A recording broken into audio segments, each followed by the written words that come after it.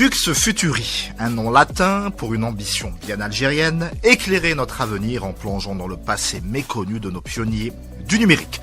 En effet, l'histoire des sciences et des TIC en Algérie ne s'écrit pas qu'avec des éprouvettes, des décrets et des algorithmes. Elle s'incarne surtout dans des chercheurs audacieux, des codeurs insoumis, des architectes du futur qui, loin des strass et des podiums, ont façonné la digitalisation de l'Algérie. Loin du prêt-à-penser idéologique ou technologique, faisant fi de la paresse intellectuelle et de la résistance au changement, ils ont hacké l'avenir, repoussé ses limites et surtout bousculé nos certitudes. Je suis Reda Menassel, je suis journaliste à Radio Algérien 3 et à travers cette série d'émissions spéciales, je braquerai un projecteur hertzien sur ces game changers, ces francs-tireurs de l'innovation qui ont refusé d'être de simples spectateurs de la révolution numérique mondiale.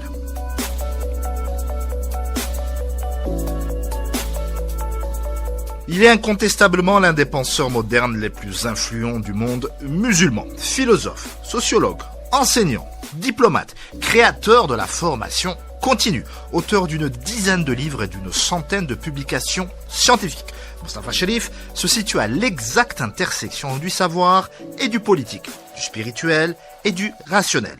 Ce Socrate moderne a, de tout temps, défendu une approche humaniste redoutable d'efficacité, comprendre l'autre sans se renier soi-même.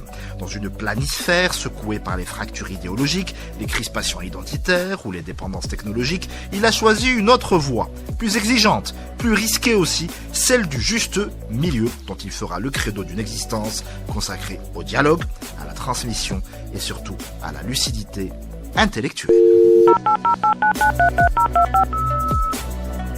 Mostafa Cherif naît en 1950 à Meliana, dans ce qu'il qualifiera plus tard d'Algérie profonde et naturelle. Issu d'une longue lignée d'imams, il prend très tôt conscience du poids moral et social attaché à cette filiation, ce qui marquera durablement son rapport au savoir et à l'engagement intellectuel.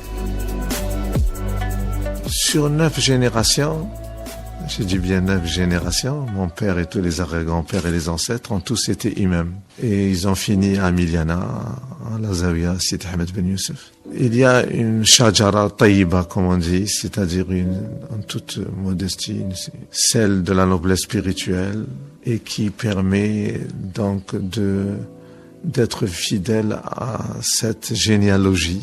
Une exigence éthique, morale, l'akhlaq, du comportement, du caractère et surtout du savoir. Et d'essayer de donner l'exemple à une responsabilité d'être dans la noblesse spirituelle, si je puis dire, dans cette shajara, dans cette généalogie. Et cette prise de conscience, vous l'aviez, même enfant, adolescent, dans vos années formatrices ? Oui, parce que sous l'effet de l'image de mon grand-père avant mon père, aimé et estimé par toutes les couches de la population. Et puis il y avait cette dimension liée au patriotisme, c'est-à-dire que la Zawiya Mosquée de Miliana était un refuge pour les Moudjahidines pendant la lutte glorieuse de libération nationale. Et ça allait de soi, c'est naturel, ça ne se calcule pas. Ce que j'ai aimé, c'est le fait que Hubb al-Watan min al-Iman, l'amour de la patrie fait partie de la foi, et l'ilm, c'est le moteur de la foi. Donc c'était naturel, nourri à cette source que je me suis donné dès mon jeune âge à la lecture, à l'amour de la recherche du savoir et de la connaissance par-delà toutes les limites et toutes les frontières. Ce souci d'équilibre était pour moi essentiel. J'ai eu de la chance, lorsque je suis rentré au lycée, c'était à l'indépendance en 62, et il y avait une fierté du retour de la liberté. Et pour un adolescent, ça a donné aussi du sens. Quelle était la place justement, puisque vous avez travaillé sur ça toute votre vie, de cet islam de l'époque, de cet islam des Lumières, qui a subi la colonisation, qui a subi la volonté d'effacement complètement identitaire? Est-ce que vous aviez conscience d'être l'héritier justement d'une tradition qui risquait de disparaître à jamais? Elle était profonde, elle risquait pas de disparaître, mais elle a été perturbée. Perturbée par tentative de dénigrement de la personnalité, de l'identité nationale, qui a échoué. Parce que l'islam spirituel lié à la patrie, c'est l'air que respire le peuple. C'est l'âme du peuple. Mais il fallait œuvrer il fallait agir sur la base donc de la recherche, du savoir et de la connaissance pour faire reculer l'ignorance et faire disparaître les séquelles. Donc l'amour du livre, l'amour de la connaissance et du savoir était pour moi quelque chose de naturel. Et je m'interrogeais, comme tout jeune adolescent, sur les questions existentielles. Pourquoi est-ce qu'il y avait des cultures qui ont l'air de dominer et d'autres en difficulté? Il fallait revenir aux sources. Pourquoi nous avons rayonné pendant plus de 1000 ans en tant que civilisation arabo-berbéro-musulmane? Et puis il y a eu, à partir de la sortie de l'Andalousie en 1492, la reconquista, il y a eu un recul, donc des formes de ankylose, de crispation, alors qu'on a fait l'histoire. Heureusement qu'on a refait l'histoire avec le 1er novembre, c'est faire l'histoire.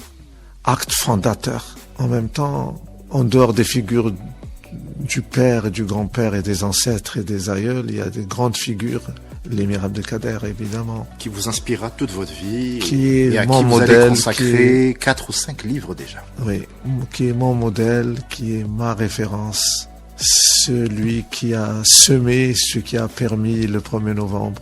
Celui qui a montré qu'il n'y a rien de plus légitime que de défendre l'indépendance, la souveraineté et l'identité. Et les prémices de la notion d'État.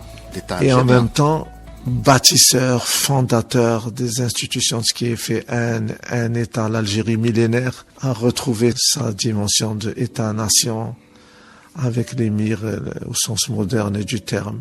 Et en même temps, il a été l'homme total, celui qui a montré qu'on pouvait être à la fois être de raison, qui réfléchit, sa bibliothèque, 5000 ouvrages, ça me fascinait. Et puis, en même temps, être de nature, un être naturel. Et puis, un être spirituel. Et être à la hauteur de l'histoire, surtout. Et puis, qui a relevé le grand défi de la manière la plus humble. Il a dit, moi, je ne recherche rien d'autre que de libérer mon pays face à l'envahisseur.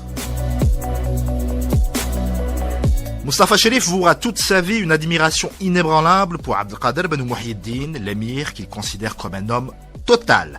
Il lui consacrera de nombreuses publications universitaires et fera du juste milieu le fil rouge de son existence, sa boussole intellectuelle et surtout morale. Il dit ressentir beaucoup de peine face aux campagnes récentes de dénigrement et de révisionnisme qui viennent ternir l'image de ce symbole de fraternité et de courage. Oui, c'est puéril, futile, absurde, quelque chose d'innommable qui ne mérite aucune considération. L'émir a été le plus grand personnage de toute l'humanité au 19e. Ce n'est pas simplement le héros de l'Algérie. Il a été reconnu à travers toutes les puissances mondiales comme étant un héros, un géant de l'humanisme, précurseur du droit humanitaire international et qui a été plus que triomphant, victorieux malgré 1847, la fin du combat après 17 ans de résistance. Il est sorti triomphant, même s'il et lâché par pas mal de monde surtout. Trahi par les voisins, trahi par beaucoup.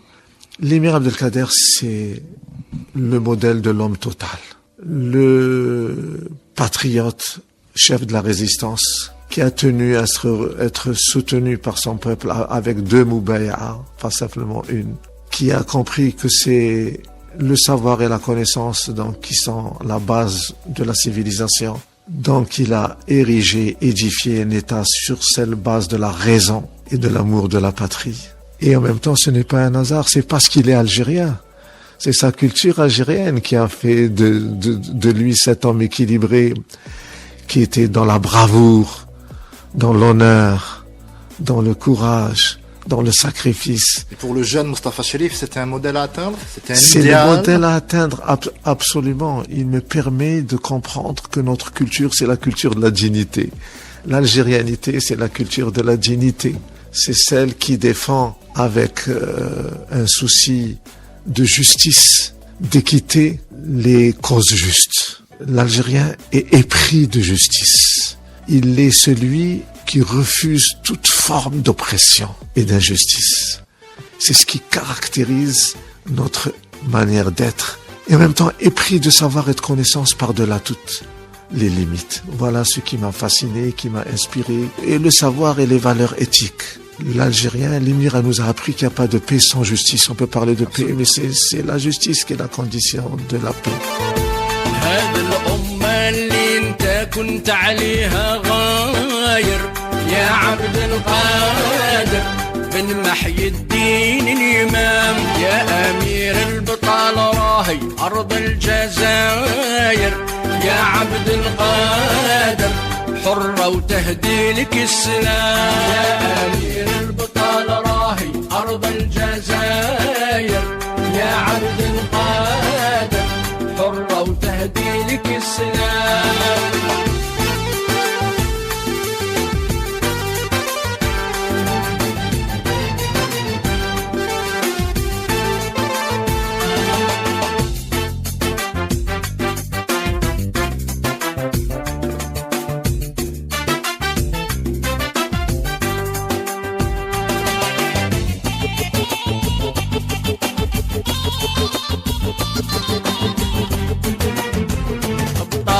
قاموا بثورة من بعدك خرجوا المحتل من بعدك خرجوا المحتل أرضك راهي اليوم حرة والراية في السماء تهلل والراية في السماء تهلل أبطالك قاموا بثورة من بعدك خرجوا المحتل من بعدك خرجوا المحتل أرضك راهي اليوم حرة والراية في السماء تهلل والراية في السماء تهلل أنت والصيت حروها أرض الجزائر يا عبد القادر ولو بعد 100 عام يا أمير البطال راهي أرض الجزائر يا عبد القادر حرة وتهدي لك السلام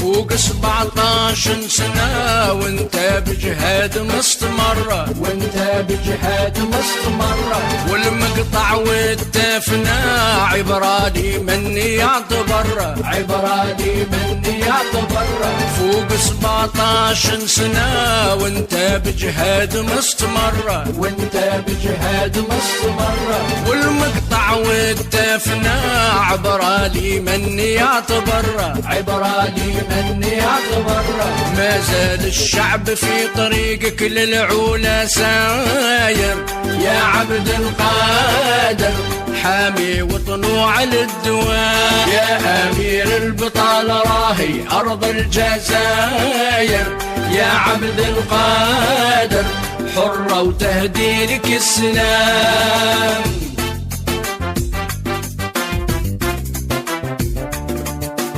À même pas 25 ans, le jeune Mustapha, toujours étudiant, participe au premier colloque international sur l'islam et le christianisme à Cordoue.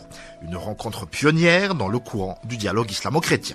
Alors qu'il n'est même pas prévu au programme, courage ou inconscience, il ose prendre la parole devant des centaines de chercheurs et de dignitaires religieux.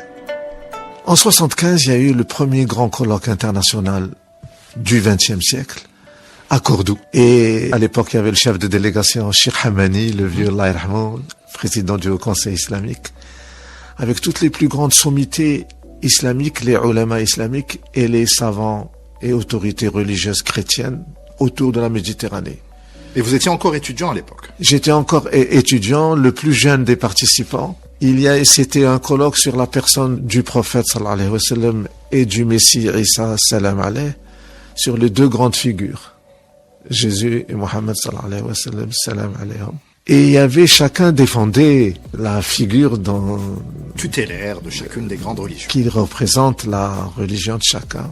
Alors, j'étais pas content. J'avais 25 ans. Mais en même temps, soucieux de cette ligne, j'avais déjà imprégné de la figure de l'émir Abdelkader et la vraie ligne de ce que nous voulons. Et j'ai demandé à prendre la parole. J'étais pas conférencier, j'étais trop jeune. Étudiant et avec des grands profs j'ai demandé la parole, on me l'a donné au bout de 2 jours, parce qu'un colloque qui s'est organisé en 3 jours, le deuxième jour, il me donne la parole, il me dit, vous avez 3 minutes. Et je leur ai citer une parole de Surat al-Kahf, la Surat de la caverne, donc du Coran, où il est dit, si on utilisait tous les océans comme encre, toutes les branches des arbres comme plumes, on épuiserait par la parole de Dieu. Soyez humbles, personne de vous n'a le monopole de la vérité. Et ça a fait un effet incroyable. C'est courageux, hein, si jeune âge, de clouer le bec à une assemblée de 400, 500 chercheurs comme ça. C'était exceptionnel. Et c'est comme ça qu'a débuté mon parcours sur le dialogue islamo-chrétien jusqu'à ce jour. Où vous avez rencontré le pape. Et j'ai rencontré donc les 3 derniers papes. Donc, à l'occasion de grand colloque international Assise pour la paix. Et j'ai raconté comment l'Algérie de Saint-Augustin à l'émir Abdelkader avait toujours été un exemple du vivre ensemble. Un exemple de la pratique religieuse dans le respect mutuel. Dans la franchise, parce qu'il ne s'agit pas de simple diplomatie, mais de reconnaître l'altérité, reconnaître le droit à la différence, mais en même temps d'être franc, de parler aussi des divergences. Il y a convergence et il y a divergence entre les cultures, les civilisations et les religions. Il faut mettre l'accent sur les convergences, mettre l'accent sur le commun, sur l'unité, comme au sein d'une nation, mais il faut respecter aussi les spécificités. Vous pensez quoi du pape actuel? Est-ce que vous pensez d'abord qu'il va venir en Algérie, parce qu'il a quand même des attaches? Il a dit qu'il souhaite venir, et c'est un vœu que tous les Algériens, à commencer à leur tête les plus hautes autorités du pays, ne peuvent que, avec leur sagesse et la vision stratégique, que apprécier. Donc, il y a eu déjà de grands gestes depuis l'indépendance à ce jour faits par l'Algérie pour montrer qu'elle est attachée au vivre ensemble et à l'amitié islamo-chrétienne, alors que les chrétiens, notamment catholiques, sont heureux en Algérie et apprécient pas seulement l'hospitalité, parce qu'ils sont chez eux aussi, mais apprécient ce souci du dialogue interreligieux, du partage, de la solidarité. Surtout que lors de la lutte de libération nationale, le cardinal Duval, puis ensuite suivi par l'archevêque Tessier, ils ont pris fait aux causes pour le peuple algérien. Et lors des tragédies nationales, c'était donc, l'Algérie est un carrefour des civilisations. Nous sommes un carrefour entre le nord et le sud de la planète, entre l'est et l'ouest de la planète. Nous sommes à la fois musulmans, arabes, amazirs, méditerranéens, africains. Nous sommes porteurs de l'universalité, avec des axes, avec les 3 axes essentiels. Donc, amazirité, islamité, arabité, et puis toutes les autres sources, toutes les autres racines que nous respectons et que nous vivons pour en faire une harmonie et de la cohérence. Le peuple algérien a un niveau de conscience de qui il est, et il est profondément attaché compte tenu du prix du lourd tribut qu'on a donné pour l'indépendance et pour le recouvrement de la souveraineté nationale. Et plus encore pour le savoir et la connaissance. L'Algérie a donné des milliers de savants dans tous les domaines depuis plus de 1000 ans, depuis 14 siècles et plus, puisque le premier, par exemple, écrivain de l'histoire de l'humanité est un Algérien, voilà. Apulé. Donc exactement, plus, donc nous avons de quoi être fiers de notre contribution à ce qu'on appelle la civilisation humaine. Là, nous avons contribué autour de la Méditerranée à la civilisation qu'on pourrait appeler islamo-judéo-chrétienne, avec ses 3 grandes branches. Nous avons contribué en tant que Maghreb central, en tant qu'Algérie, en tant que pivot.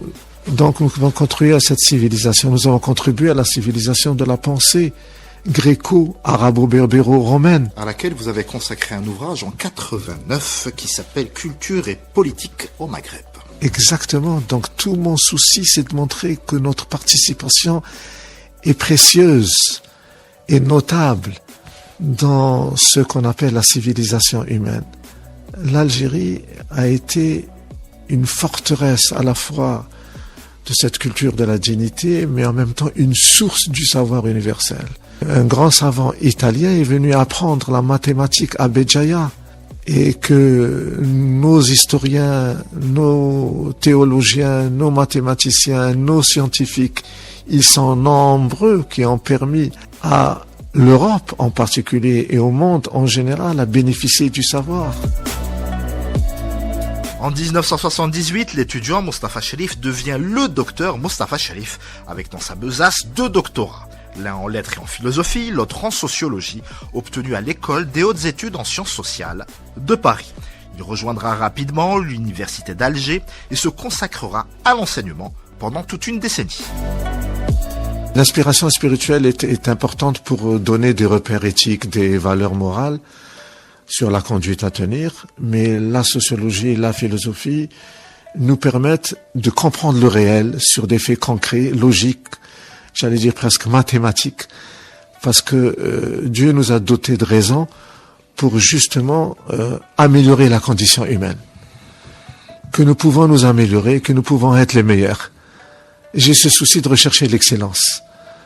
Parce que notre culture, comme dit l'émir, c'est l'excellence. Il dit dans son livre Tanbih al-Ghafil, traduit en français par lettres français, mais Tanbih al-Ghafil, c'est attirer l'attention de celui qui est distrait.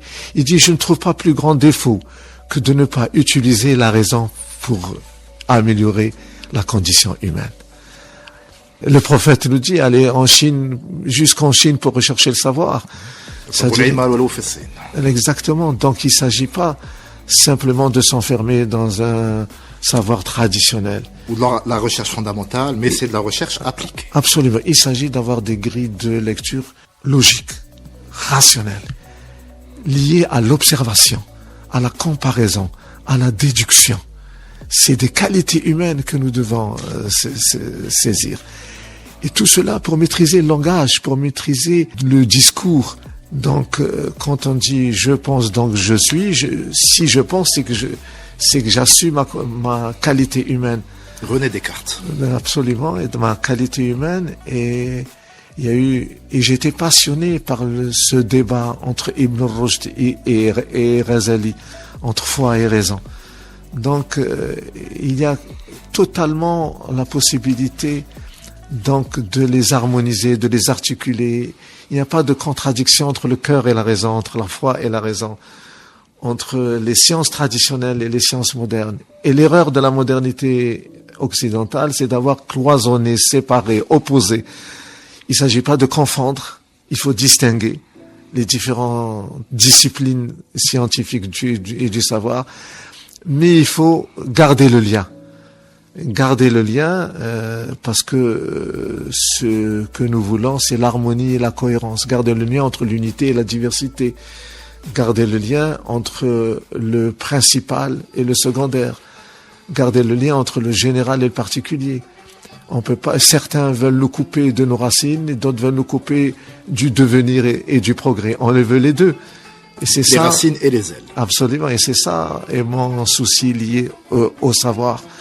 Il faut tirer profit de tous les savoirs, avec une grille de lecture qui soit vigilante. On a à interpréter, mettre en pratique ce qui correspond au bien commun, ce qui correspond à nos conditions historiques, à notre histoire, à notre pays, à nos valeurs. Et puis il y a les sciences objectives, les sciences exactes, technologiques, sociales, humaines, médicales, tout cela.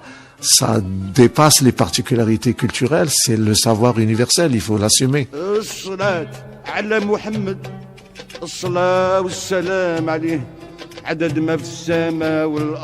والبحر وما ساكن فيه زيد كثر في صلاته يا الفاني بعد حياته نبينا شفيع امته كثروا في الصلاة عليه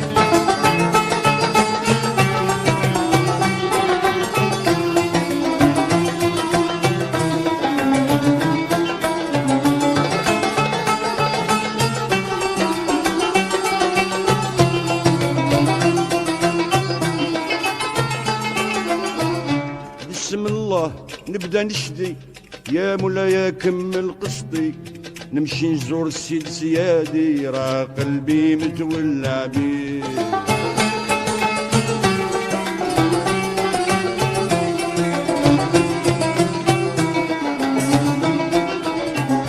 الصلاة على بودي هاجه صاحب الختم والمعراج برقية صاحب التاج طول عمري متولع بيه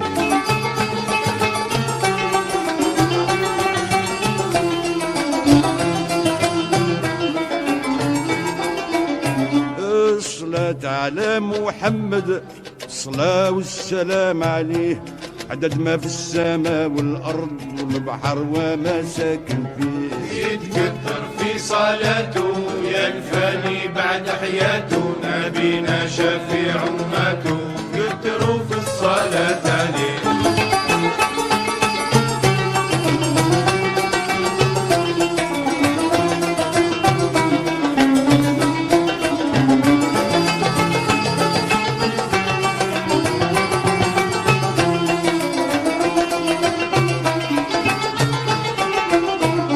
الصلاة على ابو القاسم صاحب اللواء والخاتم واللي في البطن يتكلم بالشفاعة حد يسميه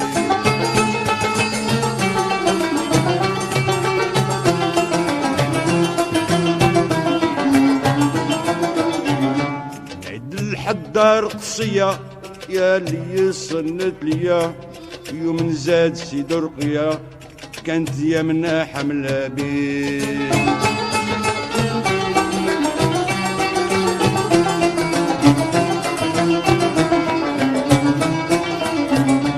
الصلاة على محمد الصلاة والسلام عليه عدد ما في السماء والأرض والبحر وما ساكن فيه زيد كثر في صلاته يا الفاني بعد حياته نبينا شفيع أمته كثروا في الصلاة عليه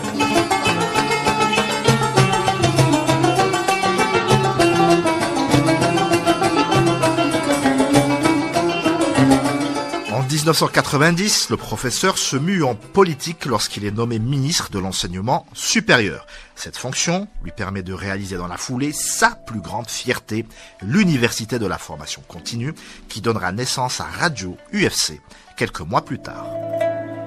J'ai compris qu'il fallait aller aux nouvelles technologies de l'information et de la communication pour pouvoir atteindre le maximum et répondre aux besoins des jeunes et à leurs soucis donc de la technique, de la technologie, du digital, qui était récent, parce que l'Internet est devenu mondial que dans les années 80. Donc nous avons été précurseurs. L'Internet pour les grandes masses, il existait avant, bien entendu. Donc nous avons été précurseurs. Et puis ce besoin de nous inscrire dans le progrès dans toutes ses dimensions a fait appel pour que l'expérience de l'université de la formation continue se généralise à toute l'université, et on m'a chargé d'être responsable du secteur des universités. Vous avez accepté tout de suite ? C'était une continuité et naturelle. C'est le succès, la réussite de l'université de la formation continue. Aujourd'hui, c'est en train de se faire. Il y a des progrès exceptionnels avec la numérisation qu'il y a surtout par rapport à la démographie des étudiants. Donc, c'était naturel pour que un intellectuel ne s'enferme pas simplement dans l'académique, mais qu'il réponde présent lorsque le bien commun lié à la gestion publique lui fasse appel. Mais le plus important, c'est cette expérience de l'université de la formation continue qui continue jusqu'à ce jour. C'est l'université de la deuxième chance. L'université de la deuxième chance parce qu'il y avait... elle s'adressait à trois types d'auditeurs ou d'étudiants.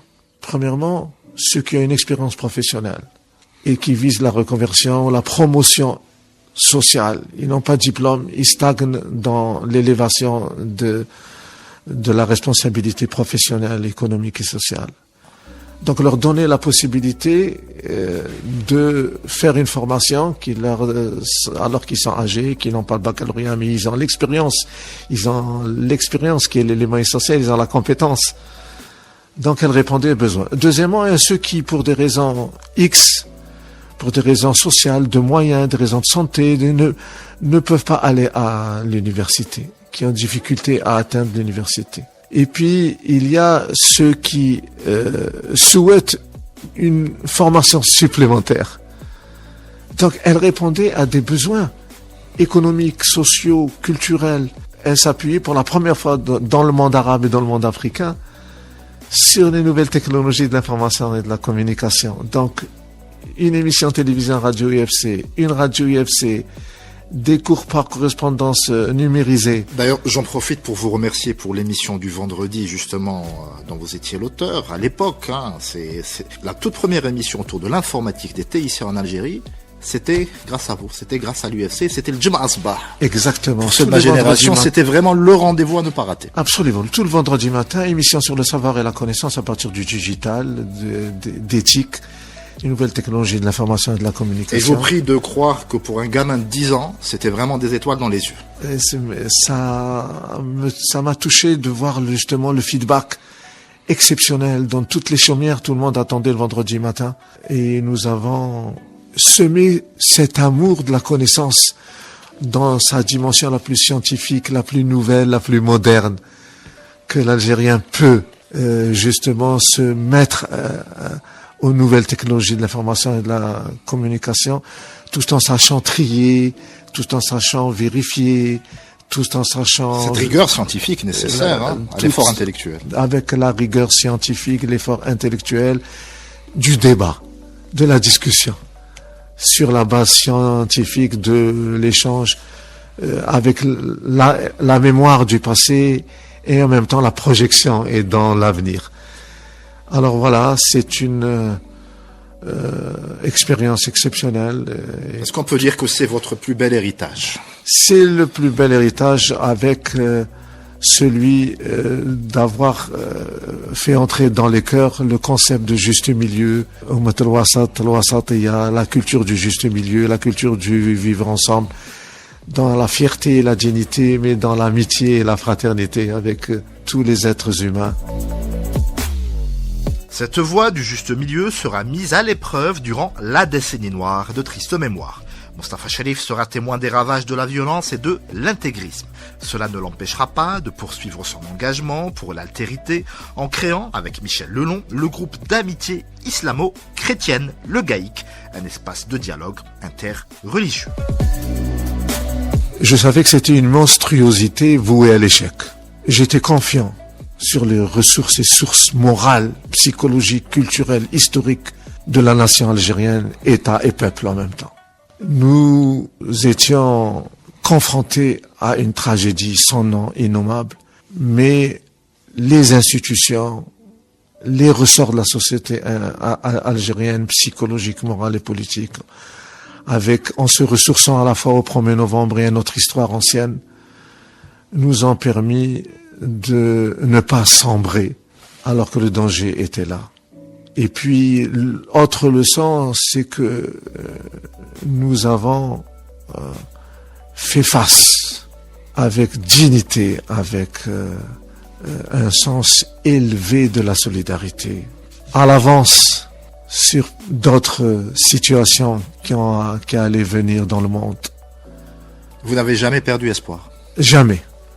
C'est justement cela, le mu'min, et en même temps l'intellectuel, en même temps le citoyen qui a une mémoire vivante et qui se soucie du bien commun, savait que la nuit n'allait pas tarder, le jour allait venir. Et l'aube est venue. En 93, vous fondez le GAIC, c'est le groupe d'amitié islamo-chrétienne. C'était avec Michel Lelon. Parlez-moi de cette aventure.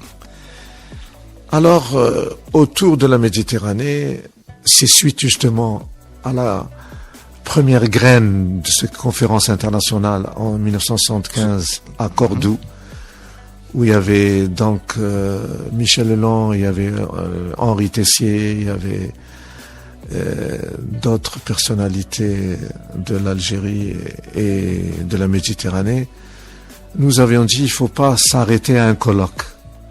Il faut créer un réseau du dialogue islamo-chrétien qu'on a appelé groupe d'amitié islamo-chrétien, qui continue jusqu'à ce jour, qui est devenu international autour de la Méditerranée et qui a compris que l'ignorance est la première cause des problèmes et des préjugés.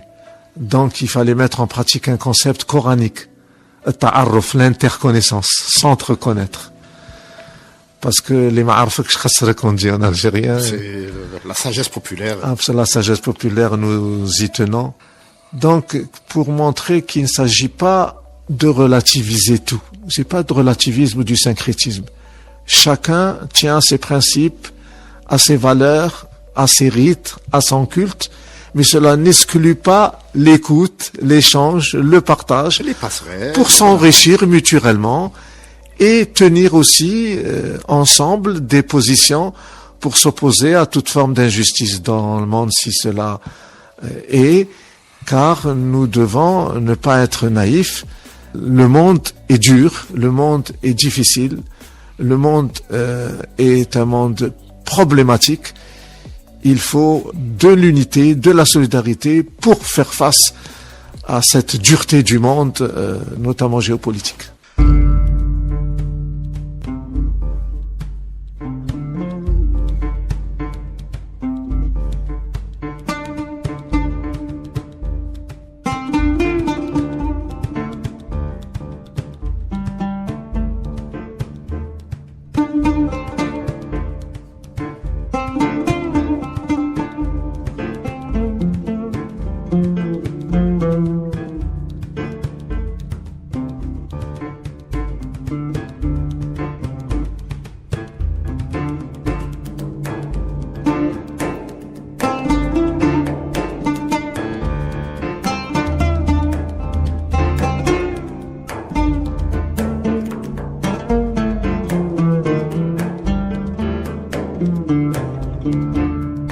En 1994, il est nommé ambassadeur d'Algérie en Égypte, poste qu'il occupera pendant 7 ans. C'est à cette période qu'il publie l'un de ses ouvrages majeurs, Islam et modernité, qui analyse les défis culturels et sociaux contemporains dans le monde arabe.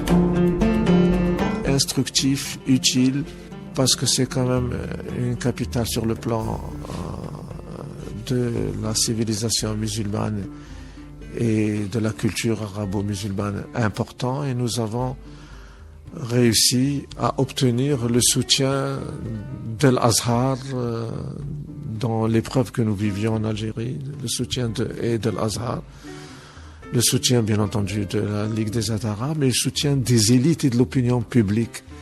Parce qu'on ne rappellera jamais assez que notre pays était fortement isolé durant cette décennie. Exactement, il a fallu toute une action de communication, de sensibilisation, pour dire que notre destin est commun. C'est pas par charité qui vont être solidaires avec nous, mais par intérêt commun, intérêt général. Et c'est ce qui s'est passé. Maintenant, sur le plan intellectuel, j'ai publié justement Islam et modernité en arabe et en français. Absolument. D'abord au Caire et ensuite à Alger. Ce qui a fait un peu de l'effet, parce que pour qu'un diplomate qui édite un ouvrage sur l'enjeu principal, donc c'est important. Et il y a une nouveauté, j'en parle pour la première fois maintenant.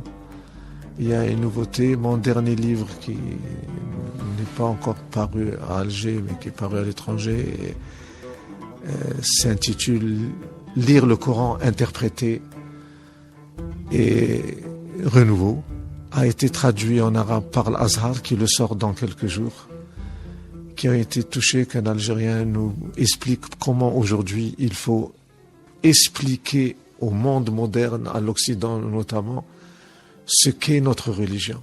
Et vous pensez que l'Occident est prêt à écouter ? L'Occident est sourd, muet, aveugle, mais il n'est pas monolithique. C'est dans ces grandes lignes dominantes qu'il est sourd, mais il y a des forces vives, il y a des forces humanistes. Donc il faut convaincre un esprit à la fois. Ouais, il y a encore des êtres rationnels, des êtres à l'écoute, des êtres logiques. la propagande qui est menée contre nous, elle est vouée à l'échec parce qu'elle est infondée. Elle est donc infondée et elle exploite un certain nombre de choses qui sont déformées. C'est la désinformation. Notre civilisation, la civilisation islamique, n'est pas assez connue.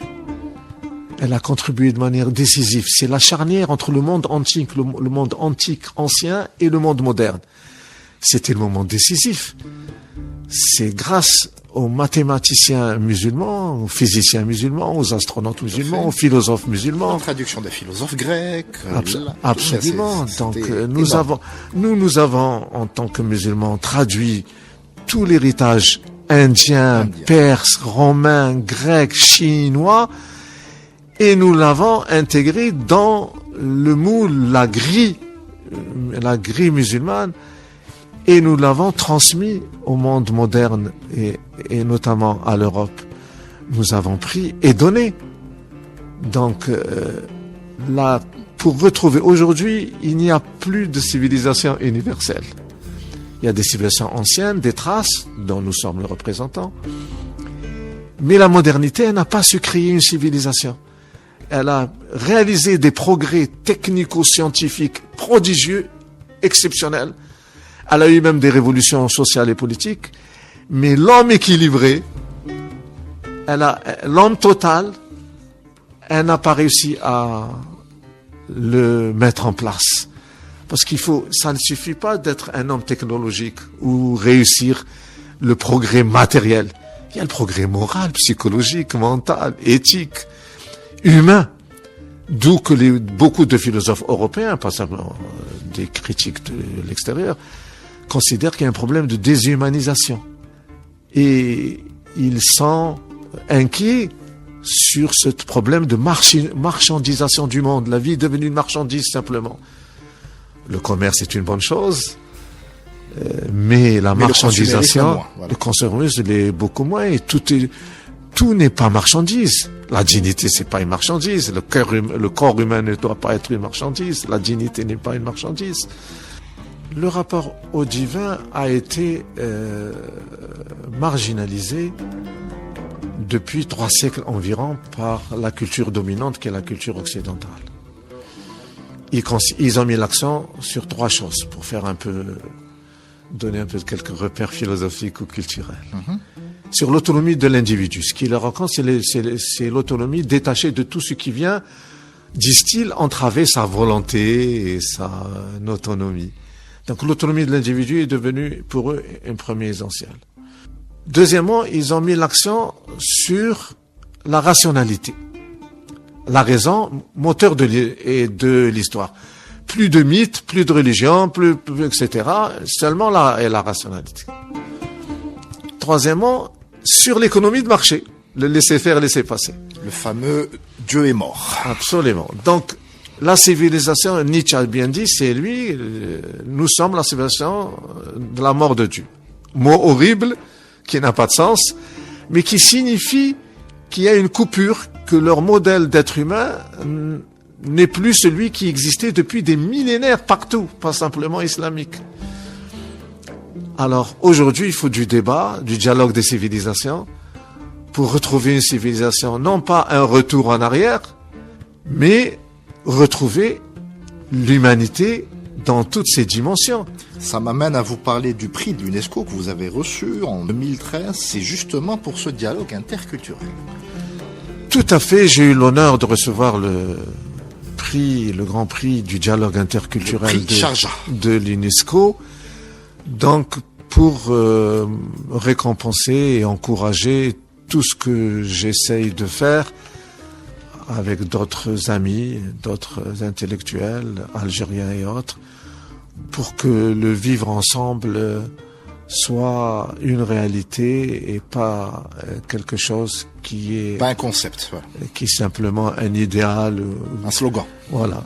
Et il s'agit ni de naïveté, ni d'idéal. Bien au contraire, il s'agit de faire face aux grands défis du monde, ça veut dire de créer un monde multipolaire, multilatéral, Il n'y a aucune raison qu'il y ait un seul pôle qui impose au reste du monde sa volonté, mais il y a le souci du vivre ensemble, du respect du droit à la différence, avec des règles communes, ce qu'on appelle le droit international, le droit humanitaire, les règles, ou sinon c'est la loi de la jungle. Mais notre culture, notre civilisation, notre peuple, notre nation, nos institutions sont sages parce que nous savons à la fois respecter l'autre et puis en même temps expliquer ce que nous espérons, ce que nous voulons, qui est dans l'intérêt général.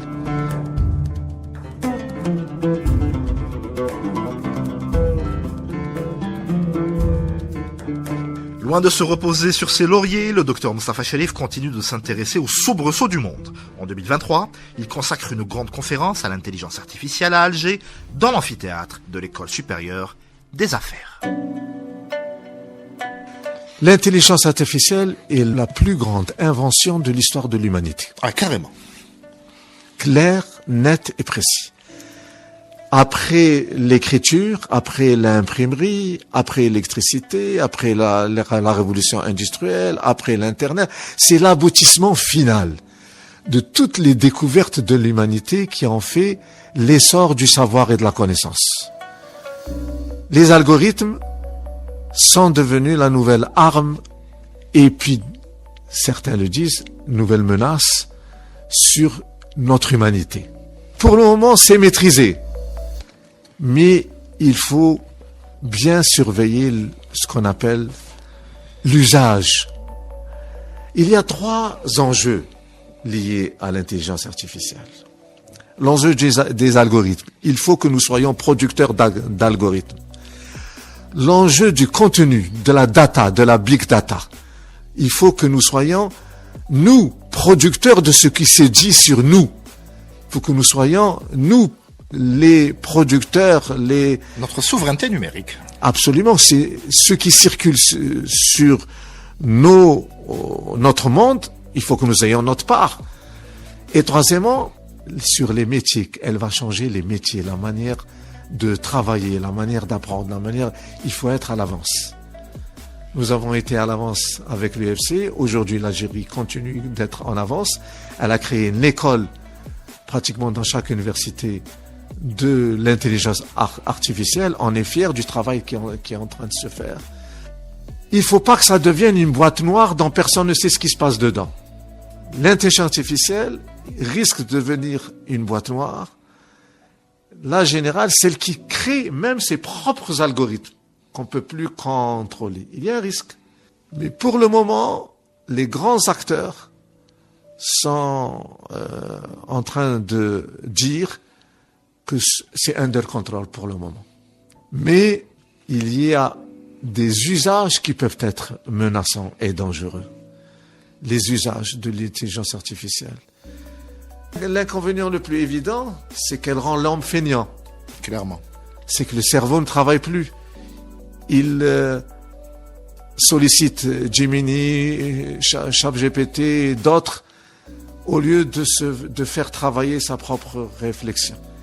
Il faut absolument ne pas arrêter de lire les livres.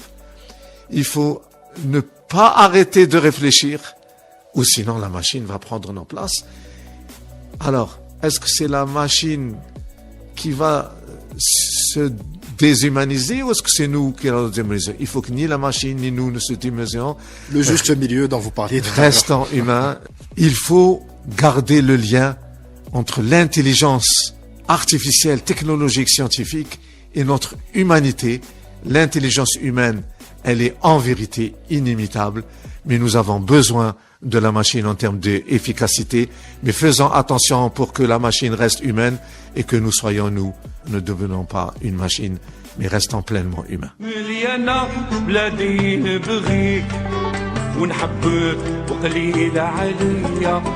المحبة راهي غير ليك هذا واجب ماهوش مزية من شافك تمتع بيك اذكر اسمك صباح وعشية سكر العلي واتيك وبركة حمد حمية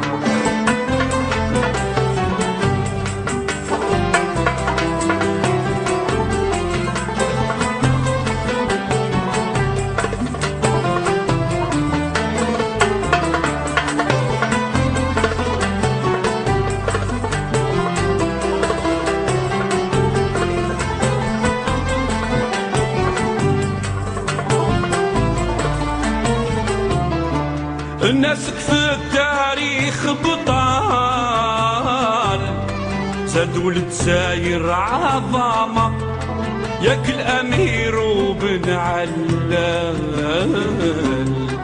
داروا في فرنسا قيامة براس العالم شحال ذكروا اسمو مع العلماء مالو كان فكرو قوال هو مؤسس لا سما في الروخي رمزو مثال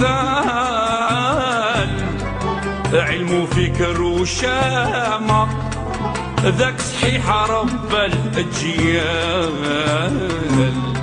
وقام مخرج فوامة علي الأقوات باطل بطال بد بشرف وكرامة بجار معروف من النذال خدعو خدعة يا علامة الشهداء منهم شحال ماتوا ما طلبوا زعامة ربي يرحم ذوك الرجال الفايزين بدار السلامة مليانة بلادي نبغيك ونحبك وقليلة عليا المحبة راهي غير ليك هذا واجب ماهوش مزية مشافك تمتع بيك اذكر اسمك صباح وعشية اذكر العلي وديك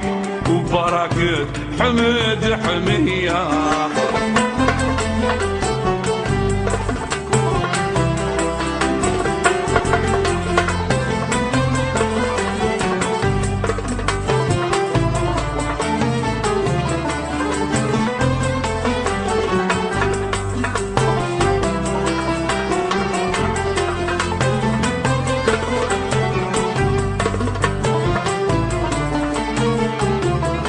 في حماتك نحوس ونجول ونقضي وقاتي بالراحة في الصرخ ويقول ونقول يا القصرى بالصراحة جنينة مليحة للمعلول شوى فيها وزيد الصلاحة قرقاح العالي مشغول الناس رزان ماشي قباحة بلا ناصر عقلي مخبول من قال مياه بالطح طاحة وزقالة جناين وحقول حسن شارو بالفلاحة فهاد الريحان تبقى مقبول الما فيه نطبب في الصاحة والشرق نعرف ناس وفحول الحمامة نزهة ومراحة بحب الملوك عزيز المأكول ربي يزين جنان الراحة وجعل ولاد بلادي أصول وزاد حماهم بالصلاحة سيد حمد بابو محلول وبالقاسم قبة والضاحة مليانة بلادي نبغيك ونحبك وقليلة عليا المحبة راهي غير ليك هذا واجب ماهوش مزية من شافك تتمتع بيك اذكر اسمك صباح وعشية ذكر العلي وديك وبركة حمد حمية مليانة بلادي عذرة هي التاهي وهي تسلي العيون فيها بالكثرة واش نسمي واش نخبي عين السور زور مبرة عزيزتي ساكنة الحلالي تلو شيبة وعين الصفارة والعناصر شحال تشتغلي عين من عاشور والشور الشارة ثم القصرى ياك تحلالي طارو عود وقيطارة سمت مسهر الليالي شبيبة دايرة دارة جماعة بسطاها قاعد الصغالي سنين ماشي أمارة ورساوي ما فيهم تالي جمل حباب تمت السهرة في شهر شعبان نطنطق والي 1907 مرة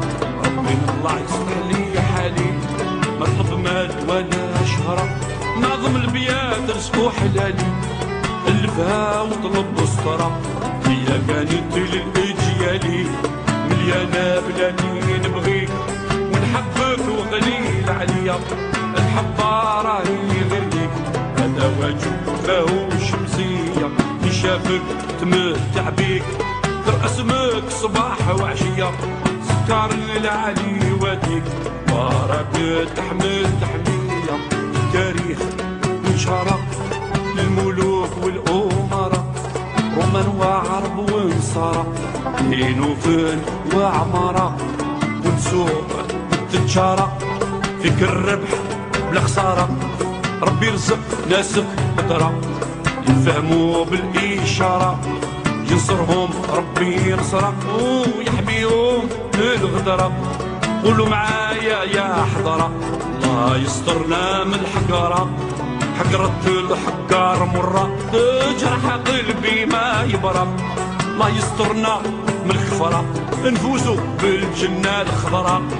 مليانة بلادي نبغيك ونحبك وقليل عليا المحبة راهي غير ليك. هذا واجب ماهوش مزية نشافك نمتع بيك في رسمك صباح وعشية سكر العلي وديك راك تحمل